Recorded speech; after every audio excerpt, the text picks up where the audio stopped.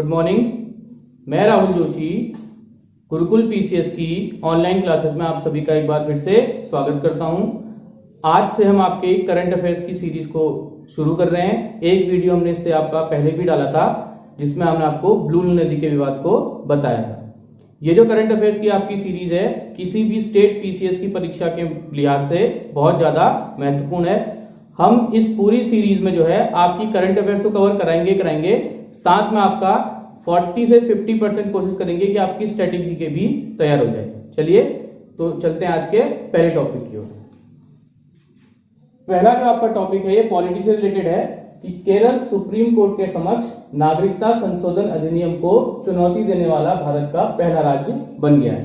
मैंने आपको पहले भी बताया था पॉलिटी में वहां से क्वेश्चन आते हैं जहां पर को डिस्प्यूट रहता है, जहां पर को विवाद रहता है, या जो मुद्दा जो है वो काफी ज्यादा चर्चा में रहता है। और जो कोरोना महामारी से पहले अगर इस देश में कोई मुद्दा अगर था तो कौन था? आपका नागरिकता संशोधन विधेयक। तो इसी को लेकर के हम जो है आज पहला टॉपिक शुरू करेंगे। तो पहला जो आपका इसमें पॉइंट है वो ये है कि केरल जो है वो सुप्रीम कोर्ट के समक्ष गया है और नागरिकता संशोधन अधिनियम को चुनौती देने वाला क्या बन गया है? पहला राज्य। पहले तो मुद्दा विवादित है, दूसरा जो स्टेट इसमें जिस स्टेट में इसने सबसे पहले पहल की है तो वो क्वेश्चन आपका एग्जाम में बनता है। तो केरल ने जो है इसमें अनुच्छेद का प्रयोग किया, अनुच्छेद 131 का। ठीक, अनुच्छेद 131 के तहत सुप्रीम कोर्ट को ओरिजिनल ज्यूरिडिक्शन की पावर है। किसकी पावर है? ओरिजिनल ज्यूरिडिक्शन की पावर है। और इस ओरिजिनल ज्यूरिडिक्शन के तहत इन मामलों की सुनवाई केवल कौन करता है? सुप्रीम कोर्ट करता है। केवल सुनवाई कौन करता है? Supreme court. ठीक, अब सुप्रीम कोर्ट ओरिजिनल ज्यूरिडिक्शन का इस्तेमाल किन मामलों में करता है? जब विवाद भारत सरकार और राज्य सरकार के बीच हो और राज्य सरकार और राज्य सरकारों के बीच हो। अब आपका क्वेश्चन कभी आपको पता होना चाहिए कि यह सुनवाई जो है केवल सुप्रीम कोर्ट ही क्यों करता है, यह सुनवाई हाई कोर्ट क्यों नहीं करता है? हाई कोर्ट इन मामलों की सुनवाई इसलिए नहीं करता है क्योंकि हाई कोर्ट जो है किसी भी राज्य सरकार के दबाव में आकर के काम कर सकता है, या हाई कोर्ट जो है राज्य सरकारों का पक्ष ले सकता है। किसी भी अगर हाई कोर्ट में मामला चले जाएगा तो हो सकता है कि वो वाला हाई कोर्ट जो है उस राज्य के पक्ष में स्टेटमेंट दे दे।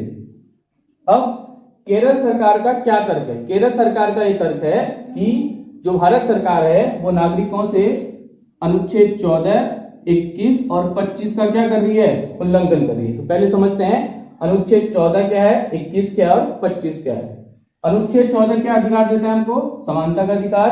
अनुच्छेद 21 क्या देता है?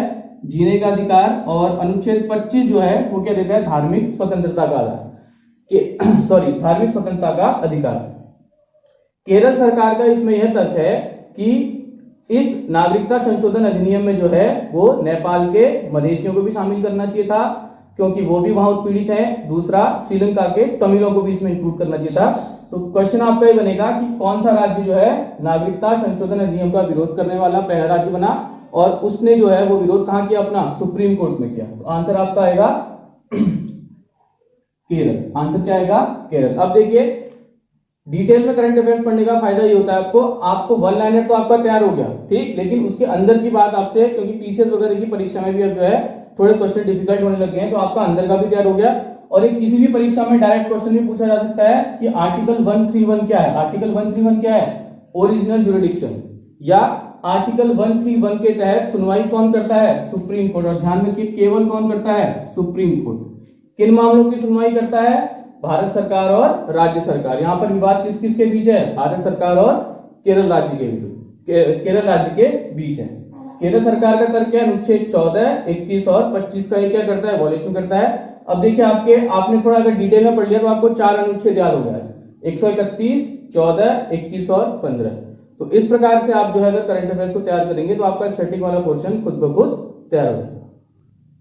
केरल के कोकीझाड एयरपोर्ट पर विमान हादसा, एक दुखद विमान हादसा हुआ है और एग्जाम आपका ये पूछा जा सकता है कि कोकीझाड जो आपका एयरपोर्ट है वो कहां स्थित है।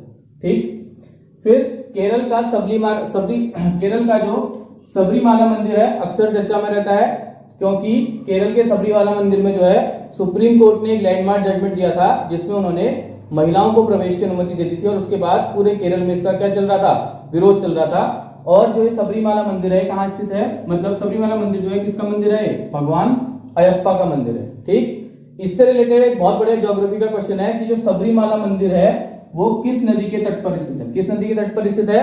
पंपा नदी के तट पर स्थित है। पंपा नदी का जो उद्गम है वो क्या है? पुलचिमाई की पहाड़ी केरल में स्थित है। तो उद्गम स्थान पुलचिमाई पहाड़ी केरल। और पंपा नदी को क्या कहा जाता है? दक्षिण भागीरथी के नाम से जाना जाता है। जिस प्रकार से क्वेश्चन आपका आता है दक्षिण गंगा किसको बोलते हैं, तो इस प्रकार से क्वेश्चन आ सकता है कि दक्षिण भागीरथी किसे कहते हैं। और अगर आपने ज्योग्राफी कभी पढ़ी होगी तो अपनी किताब उठा करके देखना, पंपा नदी का उसमें जिक्र नहीं है, क्योंकि पंपा नदी अभी हाल फिलहाल में चर्चा में है, तो ये क्वेश्चन उसमें ऐड ऑन हो सकता है। तो अपने जो रिवर सिस्टम वाले नोट्स होंगे उसमें आप पंपा नदी को क्या कर लीजिएगा? ऐड कर लीजिएगा। India international sea food show, जो सी फूड शो हो रहा है वो कहाँ हो रहा है? आपका केरल में हो रहा है। और इस सी फूड शो की जो थीम है वो क्या है? Blue revolution beyond production to value addition. कभी कभी जो है थीम वगैरह भी पूछ ली जाती है, तो इसको आप याद रखना। और जो आपका ब्लू रिवॉल्यूशन है वो किससे संबंधित है? ब्लू रिवॉल्यूशन किससे संबंधित है?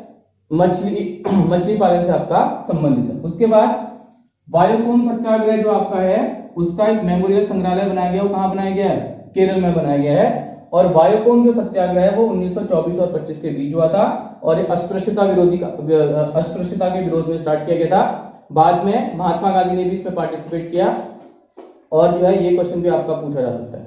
तो हमने जो केरल की सारी खबरें थी या सारी न्यूज थी इकट्ठा हमने क्या कर दिया? उसको कवर कर दिया।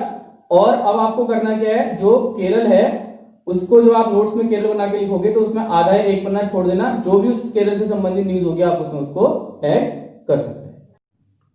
अब हम केरल के स्टैटिक पोर्शन को कवर करते हैं। करंट अफेयर्स के साथ साथ ही हमने क्या करना है? स्टैटिक पोर्शन को भी अपना कवर करते हुए चलना है। तो केरल की बात करें तो केरल की जो कैपिटल है वो क्या है? तिरुवनंतपुरम।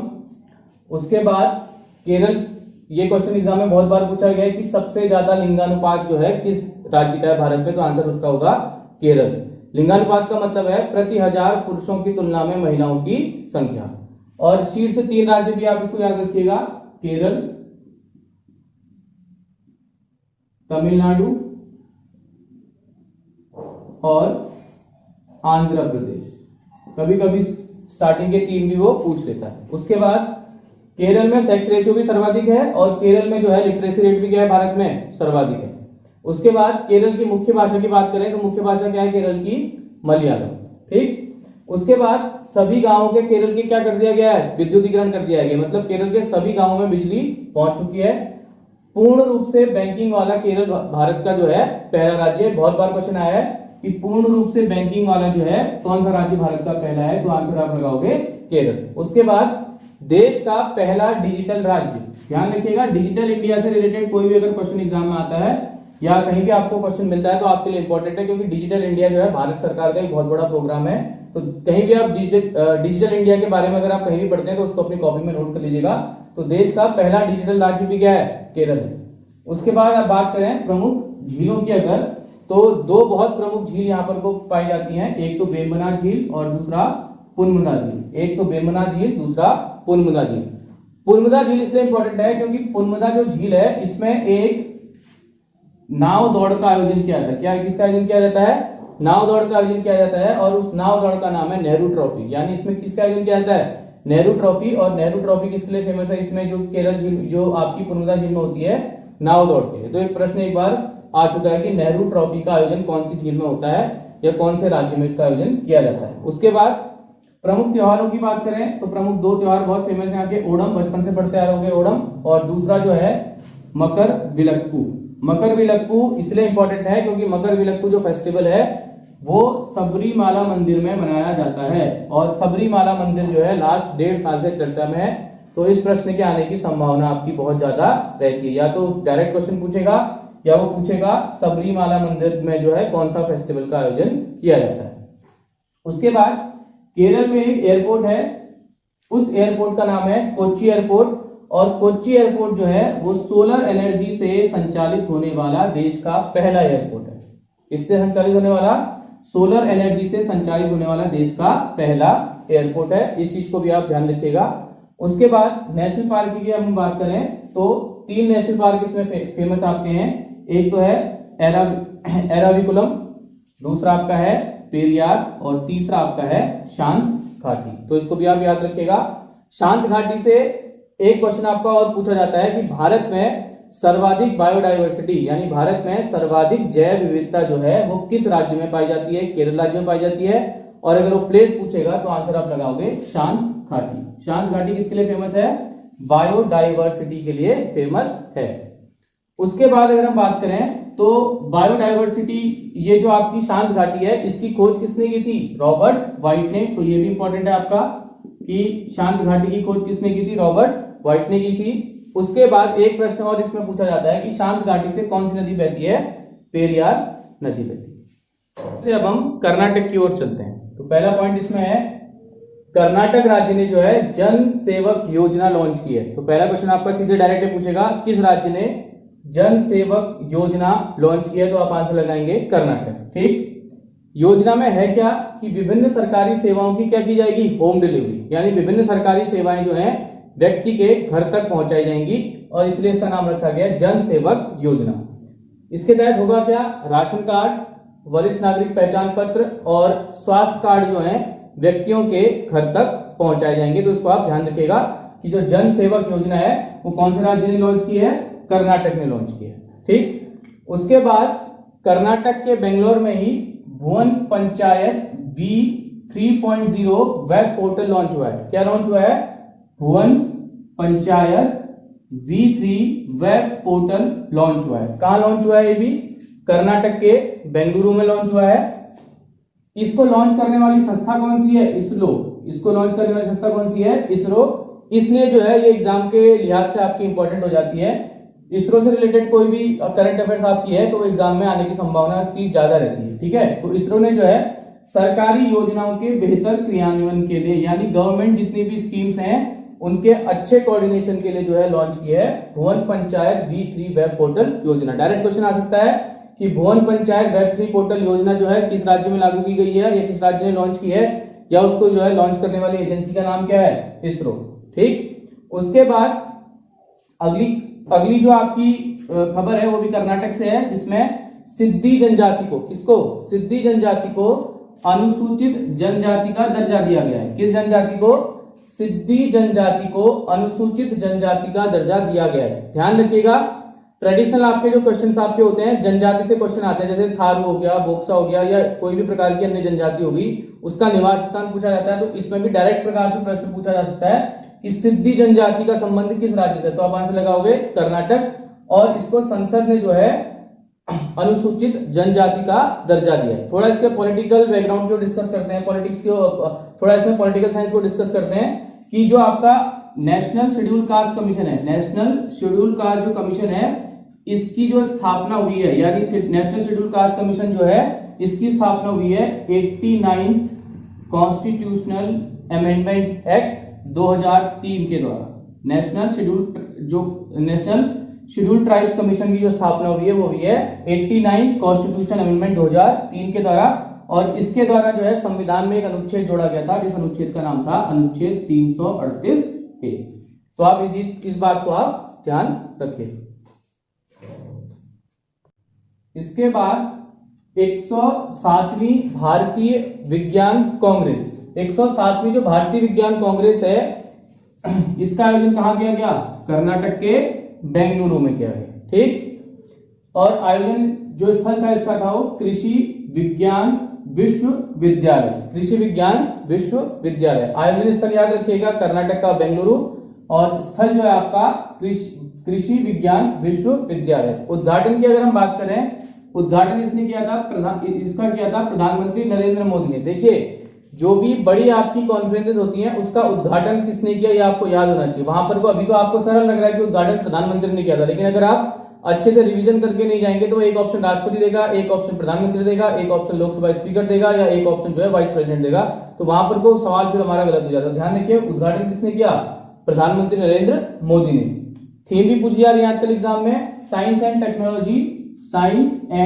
टेक्नोलॉजी रूरल डेवलपमेंट, इसकी क्या थी? थीम थी। और ये भी ध्यान रखिएगा, इसका आयोजन बेंगलोर में कौन सी बार किया गया? 9वीं बार। आजकल की जो पीसीएस की परीक्षाएं हैं उसमें पूरा स्टेटमेंट बना करके नहीं दे रहा, वो क्वेश्चन दे देगा कि भारतीय राष्ट्रीय कांग्रेस का जो भारतीय विज्ञान कांग्रेस इसका एक कथन दे देगा, इसका जो आयोजन था वो कर्नाटक में हुआ था, कर्नाटक ने इसका आयोजन 9वीं बार किया था या 8वीं बार किया था, तो उसमें दे देगा या सही कथन को छांटो या गलत कथन को छांटो, तो पूरी इसकी डिटेल आपको पता होनी चाहिए। ठीक, कभी कभी पीसीएस के जो स्टेट पीसीएस होते हैं कुछ पिछला भी पूछ लेते हैं। तो 106वीं जो आपकी भारतीय विज्ञान कांग्रेस का आयोजन किया गया था, ये किया गया था पंजाब की लवली प्रोफेशनल यूनिवर्सिटी में। कहां किया था? पंजाब की लवली प्रोफेशनल यूनिवर्सिटी में। इसको जो भारतीय विज्ञान कांग्रेस है, इसको शुरू करने का श्रेय दो व्यक्तियों को जाता है। एक व्यक्ति का नाम है जेएल साइमनसन, एक व्यक्ति का क्या नाम है? जेएल साइमनसन, और दूसरे व्यक्ति का नाम है पीसी मैकमोहन। ये भी प्रश्न आपका आ सकता है कि इसको शुरू करने का श्रेय जो है किसको जाता है। आसानी से याद हो जाएगा, इतना बड़ा याद आपको नहीं रखना है नाम। साइमन कमीशन सबने पढ़ा होगा, देखो साइमन से याद हो जाएगा, वहां पर को आपको केवल टिक करना है। ठीक, और दूसरा आपको मैकमोहन रेखा सबको पता है। इस प्रकार से चीजों को आप अगर सरल करके चलोगे तो वहां पर को चीजें एकदम क्लिक करेंगी, नहीं तो इतने बड़े अंग्रेजों के नाम वहां पर याद नहीं होते हैं। उसके बाद हम बात करें 27वीं राष्ट्रीय बाल विज्ञान कांग्रेस। वो कौन सी कांग्रेस है? भारतीय विज्ञान कांग्रेस, और यह आपकी है 27वीं राष्ट्रीय बाल विज्ञान कांग्रेस। हमको ध्यान में ज्यादातर ये वाला प्रश्न रहता है कि भारतीय विज्ञान कांग्रेस, लेकिन वो थोड़ा सा बदल देगा और इसके आगे लगा देगा बाल विज्ञान कांग्रेस। बाल विज्ञान कांग्रेस का आयोजन कहां हुआ है? केरल। इसलिए मैंने इसको केरल में डिस्कस नहीं किया था, कर्नाटक के साथ इसको डिस्कस कर दे रहा हूं, क्योंकि दोनों क्वेश्चन आपको ध्यान रखने हैं, जल्दबाजी नहीं करनी है। भारतीय राष्ट्रीय बाल विज्ञान कांग्रेस का आयोजन कहां हुआ है? केरल में हुआ है। इसके बाद हम चलते हैं हिटकल परियोजना की ओर। कहां? हिटकल परियोजना। जो हिटकल परियोजना है, ये जो इसका जो शुभारंभ हुआ है कहां से हुआ है? कर्नाटक से हुआ है। और जो हिटकल जो परियोजना में जो नदी है वो कौन सी नदी है? घाट प्रभा नदी। घाट प्रभा नदी इसलिए इंपॉर्टेंट है क्योंकि जो घाट प्रभा नदी है ये कृष्णा की सहायक नदी है। किसकी सहायक नदी है? कृष्णा की सहायक नदी। कृष्णा की सहायक नदी। अब हम जो है कर्नाटक का स्टैटिक पोर्शन डिस्कस करते हैं। तो सबसे पहले जो है कर्नाटक की कैपिटल आपकी क्या है? बेंगलुरु। ठीक, उसके बाद कर्नाटक की मुख्य भाषा आपकी कन्नड़। कर्नाटक के नेशनल पार्क एग्जाम में काफी बार पूछे गए हैं। नेशनल पार्क कौन कौन से? यहाँ अंशी, बांदीपुर, बनेरघट्टा, केंद्रमुख और राजीव गांधी। कौन कौन से हैं? अंशी, बांदीपुर, बनेरघट्टा, केंद्रमुख, राजीव गांधी। एक नेशनल पार्क आपका एग्जाम में रहता है, ध्यान रखिएगा, उनको अच्छे से याद करिएगा। और एक नेशनल पार्क आपका और है नागरहोल नेशनल पार्क। कर्नाटक की अगर हम बात करें तो कर्नाटक जो है कॉफी के उत्पादन में कर्नाटक का जो है देश में पहला स्थान है। कर्नाटक का जो है कॉफी के उत्पादन में जो है पहला स्थान है। और एक पॉइंट ये भी ध्यान रखिएगा कि केंद्रीय कॉफी अनुसंधान संस्थान, केंद्रीय कॉफी अनुसंधान संस्थान जो है ये भी कहां स्थित है? कर्नाटक के कुर्ग। कभी केवल कुर्ग ऑप्शन में रहता है, कभी आपका ऑप्शन रहता है कर्नाटक। अगला पॉइंट 1902 में जो है कर्नाटक में जो है शिव समुद्रम जल विद्युत संयंत्र की स्थापना की गई थी। इसकी स्थापना की गई थी शिव समुद्रम जल विद्युत संयंत्र। इसकी खासियत क्या है कि एशिया का पहला विद्युत संयंत्र है। एशिया का पहला जल विद्युत संयंत्र है। इस पॉइंट को आप रट लीजिएगा, कई बार पेपर में पूछा गया है और एयर भी डायरेक्ट जो है परीक्षा में पूछा गया। 1902 कौन सा? जल शिव समुद्रम जल विद्युत संयंत्र, और एशिया का पहला जल विद्युत संयंत्र है। इसके बाद पर्यटक स्थल की बात अगर हम बात करें तो पर्यटक स्थल इसमें क्या है? श्रीरंगपट्टनम। ठीक, दूसरा श्रवणबेलगोला, उसके बाद बादामी, और उसके बाद पट्टदकल। सारे को याद रखना। और इसमें हिस्ट्री के पॉइंट ऑफ व्यू से जो है श्रवणबेलगोला जो है सबसे ज्यादा इंपॉर्टेंट है। ठीक, श्रवणबेलगोला इसलिए इंपॉर्टेंट है क्योंकि श्रवणबेलगोला में ही चंद्रगुप्त मौर्य ने, किसने? चंद्रगुप्त मौर्य ने अपने प्राणों को त्यागा था। और जिस विधि से अपने प्राणों को त्यागा था उस विधि को कहा जाता है संलेखना विधि। क्या कहा जाता है? संलेखना विधि। इस संलेखना विधि में जो है व्यक्ति जो है भोजन और जल का क्या कर देता है? त्याग कर देता है। तो हिस्ट्री में जो है कई बार पूछा गया कि या तो डायरेक्ट प्रश्न पूछता है वो चंद्रगुप्त मौर्य ने अपने प्राण किस स्थान पर त्यागे? श्रवणबेलगोला। या पूछेगा किस शासक ने अपनी जो प्राण थे वो संलेखना विधि से त्यागे, तो आप आंसर लगाओगे चंद्रगुप्त मौर्य। इसके बाद कभी कभी जो है एक झरना भी यहां से पूछ लिया जाता है, जिस झरने का नाम है गोकक झरना। और गोकक जो वाटरफॉल है किस नदी पर स्थित है? गोकक नदी पर स्थित है। उत्तर प्रदेश की ओर, उत्तर प्रदेश में आपका जो है भारत अफ्रीका के रक्षा मंत्रियों की जो है पहली बैठक या पहली कॉन्क्लेव आयोजित की गई है, और इसका जो नाम है वो रखा गया है लखनऊ डिक्लेरेशन। क्या रखा गया? लखनऊ डिक्लेरेशन, लखनऊ घोषणा। ये क्वेश्चन आ सकता है कि भारत अफ्रीका के रक्षा मंत्रियों के बीच जो हाल ही में जो बैठक का आयोजन किया गया था, कहां किया गया था? लखनऊ में। उसके बाद उत्तर प्रदेश सरकार की एक जो है बहुत अच्छी पहल है, जिसके तहत अटल आवासीय स्कूल की स्थापना की। क्वेश्चन आ सकता है कि अटल आवासीय स्कूलों की जो शुभारंभ है वो कहां किया गया है? यूपी में किया गया है। इसके तहत जो है मजदूरों के बच्चों, बेसहारा बच्चों को क्या मिलेगा? पढ़ने का अवसर मिलेगा। तो एक क्वेश्चन आ सकता है कि आपका अटल आवासीय स्कूल योजना का शुभारंभ किस राज्य में किया गया है? उसके बाद हम बात करते हैं इसके स्टैटिक पोर्शन की। उत्तर प्रदेश जो है राजधानी इसकी कहाँ है? लखनऊ। दो बहुत फेमस प्लेसेज हैं यहाँ जो गौतम बुद्ध से रिलेटेड हैं, एक आपका है सारनाथ और दूसरा आपका है कुशीनगर। हिस्ट्री में कॉमन क्वेश्चन है आपका कि गौतम बुद्ध ने अपना पहला उपदेश, गौतम बुद्ध ने अपना पहला उपदेश जो है वो कहां दिया था? सारनाथ में दिया था। और दूसरा जो है उनको जो है महापरिनिर्वाण की प्राप्ति कहां हुई थी? वो भी कहां प्राप्त हुई थी? आपकी कुशीनगर में। दोनों प्लेसेस आपके कहां हैं? यूपी में। उसके बाद एक फेमस यहाँ पर को आपका परमाणु ऊर्जा संयंत्र है, जिसका नाम आपका है नरोरा। ये क्वेश्चन काफी कॉमन क्वेश्चन है कि नरोरा परमाणु ऊर्जा संयंत्र कहां स्थित है? यूपी में स्थित है। इसके बाद यहाँ का एक क्लासिकल डांस बहुत फेमस है, इसका नाम है कथक। ध्यान रखिएगा, कथक और कथकली, कथक और कथकली को लेकर के एग्जाम में जो है क्वेश्चन पूछा जाता है, और एग्जाम में जो है बच्चे इसमें कंफ्यूज हो जाते हैं। कथकली जो है वो क्लासिकल डांस आपका है कहाँ का? केरल का। कैसे याद करोगे? क्योंकि एग्जाम में अगर ये क्वेश्चन आएगा तो केरल यूपी में आप कंफ्यूज हो जाते हैं, क्योंकि जो है कुछ नहीं है, केवल कथक इसमें भी है, कथक इसमें भी कॉमन है आपका। याद रखना, लौंग की जो कली होती है, लौंग का उत्पादन कौन सा राज्य करता है? केरल करता है। तो वैसे याद करना, कली का उत्पादन कहाँ आपका होता है? केरल में होता है। तो जिस कारण कथक कली आपका लगाओगे केरल, और जो कथक शास्त्रीय नृत्य है वो कहाँ होता है आपका? वो कहाँ का फेमस है आपका? उत्तर प्रदेश में। वीडियो अगर आपको पसंद आए लाइक कीजिए, सब्सक्राइब कीजिए, ज्यादा से ज्यादा इसको शेयर कीजिए, और जो है हमारा टेलीग्राम चैनल ज्वाइन कीजिए, जहां पर आपकी फ्री ऑफ कॉस्ट अभी सैटरडे को टेस्ट सीरीज चल रही है। डिस्क्रिप्शन बॉक्स में उसका लिंक हम आपको प्रोवाइड करा देंगे। Thank you.